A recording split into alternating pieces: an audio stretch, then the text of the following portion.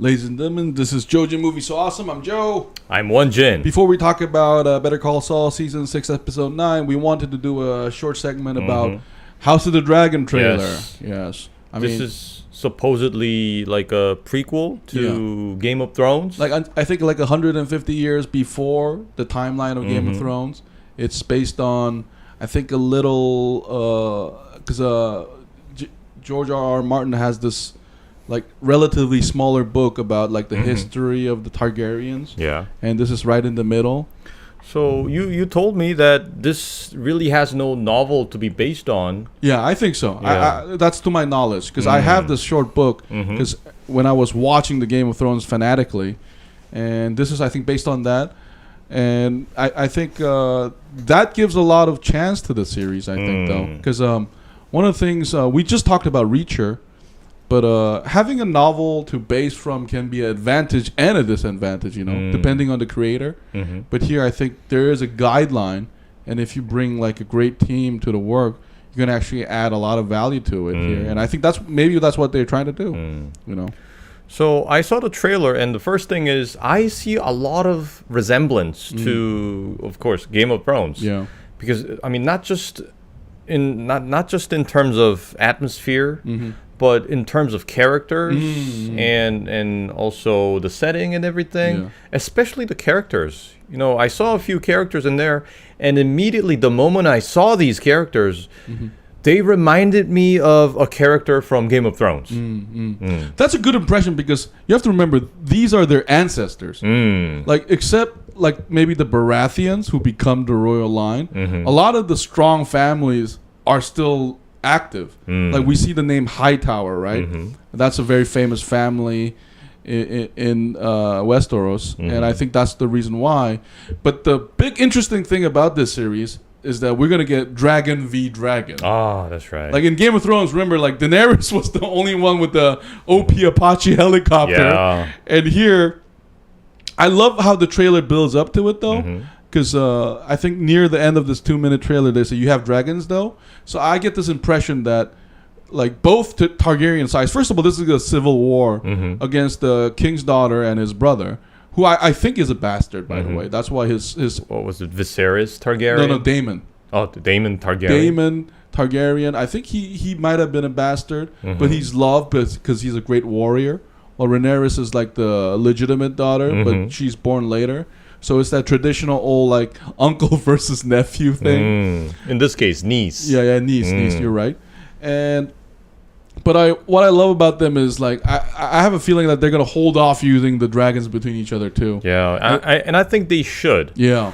Because remember the reason why every scene with the dragon was so intense in Game of Thrones was because they built up that dragon for seasons. Right. It took seasons for those dragons to finally come to like full combat mode. Right. So that's why, like in the later seasons, when these dragons are thrown into battles, they're so intimidating and powerful. But what I'm worried about this one is, though, they already start in a world where dragons are used as weapons. No, but and the good thing is, if you notice the trailer, there's this big dome building in the capital, right? That's not in Game of Thrones, but from my understanding, that's the building where the Targaryens bred their dragons. So, like, every Targaryen has their own dragon steed. And we see Daemon's one, because the one prominently shown in the trailer is the red one. I think his name is Blood whatever. Like he's supposed to like the pets. I mean, I'm sorry to call them the pets. Let's say companion. Like the dragon like mimic their master's like personality, and like because like so I think that dragon is a hothead in the description, and we're also Rhaenyra is interesting because. I might be wrong, so if you know Game of Thrones lore better than us, please tell us on the reply. I think she's the warrior that Arya Stark admired. Like she's the warrior queen, and I think that could be interesting. Like that, like I think they chose this like period of Targaryen dynasty, which is 300 years, and this is right in the middle of it. It's because of how bloody it is, how dirty it is. Because a lot of the history before that is like, because Targaryen's history is a decline. And this is the one that actually, the civil war that causes the decline. Ah, so it's like the inflection point of their lineage. Yeah, because before that, it's usually one badass Targaryen fucks up everything with a badass dragon that are huge because they just came from, they're like 300 years old. They're like, because there's this one dragon that all Targaryens inherit because he's so old. But then he dies, and then there's these new dragons. And so that's like, I think this is, okay, spoilers. I think this is the wars that's supposed to like wipe out all the dragons. Like basically, because the war is so vicious or whatever. But I like that as a storyline though. And for this show to guarantee satisfaction for me would be they need to ante up with the dragons. Because remember, dragons were like, when they were first introduced in battles in Game of Thrones, they were untouchable. Basically, they were pretty much invincible until what's his name, that scientist, the creepy scientist dude, came up with that scorpion thing. Don't call him creepy. I love that guy. Well, he still is creepy. Like he's like in his creepy little lab. He's the only rational guy in the capital. Anyways, so in this one, I wish they would show. Like not only different personalities of dragons, but I wish they could show us like a different level of combat prowess among dragons. You know how when dogs are put to fights, like dog fighting, what they do after like a dog retires is they I heard these breeders would put these old champions in a match with the upcoming champion to teach him all the tricks of the old champion. Oh, that's interesting. So I wish that's what they would do in that dome. You know, like this old dragon, and they teach all these like combat skills to dragons, and let us know that what's his name, Drogon from Game of Thrones didn't have shit. That's what I want to see from this show. Like what he like breathing fire and everything. That's just like baby stuff. I wish they would show how tactical and strategic these dragons are. I think they're going to do that because you mentioned Drogon well, because Drogon is supposed to be the spitting image of the dragon I told you about. The big one. Yeah, this big black one. Yeah. Because remember, even in Game of Thrones, like Drogon is arguably the only one with personality. He's the bigger out of the three siblings. The smaller ones are beautifully colored, but they're usually like the sidekicks. And I think here the black dragon is already dead. So these guys are all also different breeds. And and you told me in the trailer there's that red dragon. Yeah. I'm pretty sure, I could be wrong again, but I'm pretty sure he's Daemon's dragon, because Daemon is supposed to be like a warrior. Like that's why he assumes that he's gonna succeed, because he's popular. He's very popular. And then like the trailer shows it directly. I thought you were my heir, and that's interesting. And you know, even in cartoons like Spider-Man, remember in the TV animated version of Spider-Man, when they gather up all these Spider-Man from different universes, all these Spider-Mans have different sorts of webs, and they have like different skills. Right. So that's something I wish I could see from this House of Dragon, and. Like one dragon is capable of like spitting flames, and another one can like do like a fireball or something. No, but I don't know about the fire diversity, but I'm pretty sure you're right when it comes to like fighting style. Because I think there's no novel on it, so they can do a lot of creative things with like Dragon Rider v Dragon Rider.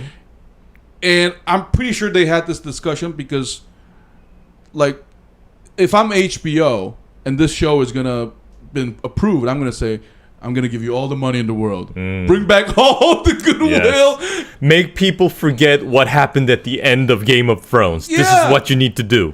You know, because like for me, I'm still excited by the show, and not as much as I was for Game of Thrones when it was like season 3 or 4. I can't wait for the next season, but I am curious what they're gonna do. Right, this is a great IP because everybody already knows about it. That's right. You might have a negative feeling about it, but you're still gonna watch it. And Game of Thrones left us with enough mystery about the Targaryens, so I think it's a great choice to cover the story of the Targaryens. And here, the interesting story is also like spoilers ahead. Like this is where all like because in the original Game of Thrones novel, which I have read a couple, like there's a spawn-off like Targaryen too that goes to Westeros. They're like the original founder of the Golden Company. Oh, really? And I can't remember if Daemon is the one who loses and goes there or whatever. And plus, another interesting thing is, I think the trailer shows this too, but like Targaryens have classes among themselves too. Like the silver hair Targaryens are like the upper class because they're like the pure bloods. But there's a lot of bastards in Targaryen family. And some of them don't inherit the silver hair and the purple eye. I kind of like the dreads. You know, the silver dreads. No. That guy has Targaryen blood. The black guy. I'm pretty sure he has Targaryen blood. And I think I also saw a lady with silver dreads. Yeah. I don't remember. Like, no. That might be the queen. But I think there's also a red hair Targaryen. Yeah. So that's an interesting part because, there's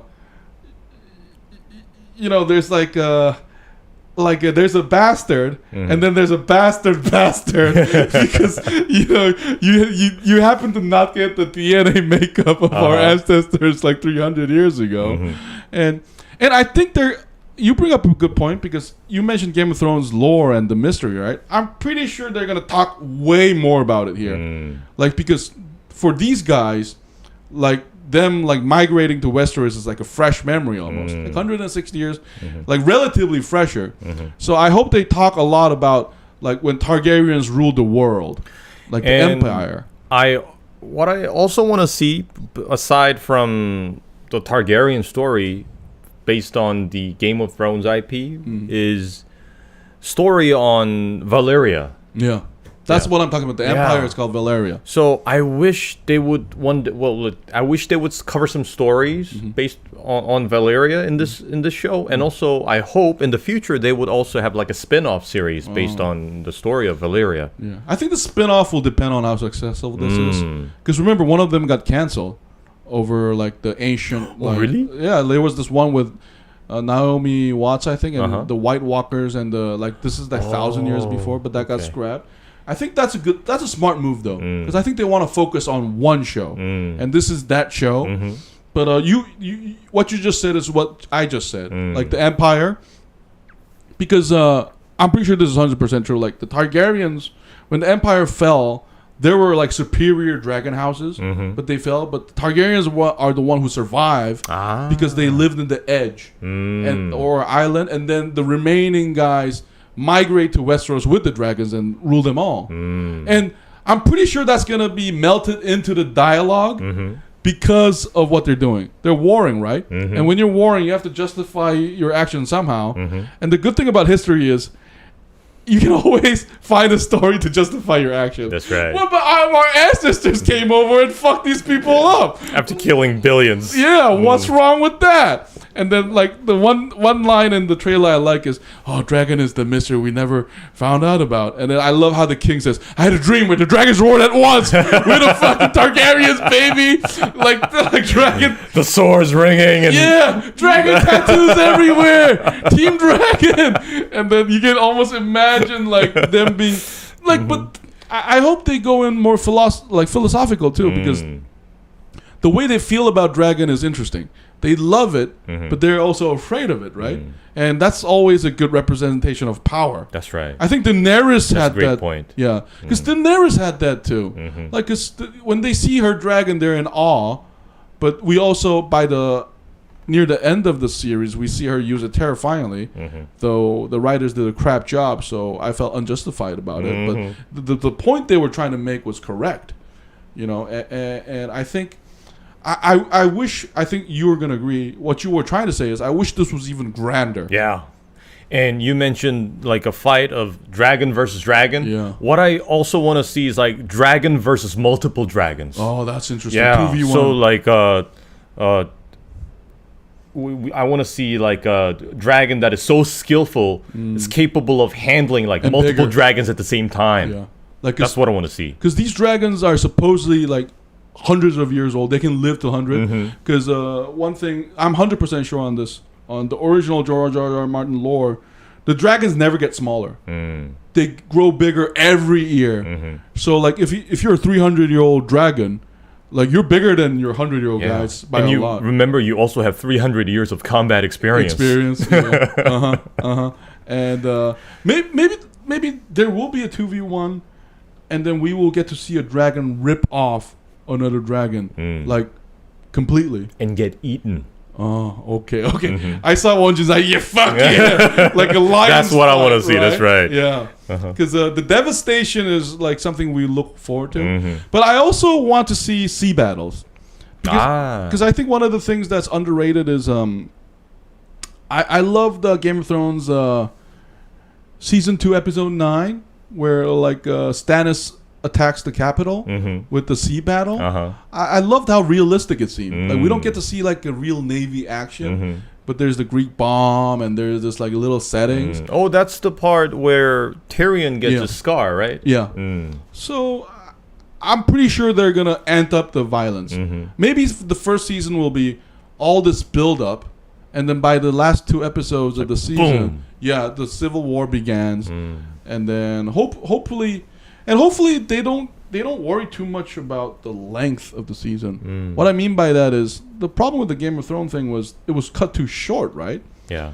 But here, what I'm worried about is they might try to prolong it too long. You know, because this has a less rich source of material. That's true. Compared to the novel. Yeah. So I hope if it's like just a 3-season thing, I hope they just keep the 3-season thing. And I also hope they got plenty of feedback from the last season of Game of Thrones. Oh, you're saying it nicely. Yeah, and I hope they would do an even better job. Yeah, Juan Jin's a gentleman. He's speaking nicely about it. But we hope too. But my conclusion is, after watching the trailer, my hopes are actually pretty high up. Like, you know what? And I'm surprised that it's being released next month. Yeah, so fast, right? It's a great year. We're having all these brilliant shows coming out. Like when one ends, another one just starts. And I know they're taking it seriously because all the main cast, most of the main cast are British actors.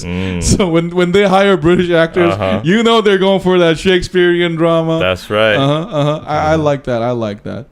But anyway, have you watched House of the Dragon trailer? Did you like it? If you liked it, please, if you like our podcast, please press like, subscribe. Thank you so much. We'll be back soon with Better Call Saul. Oh, yeah. See you soon. See you soon. Ba-dum-bum-bum.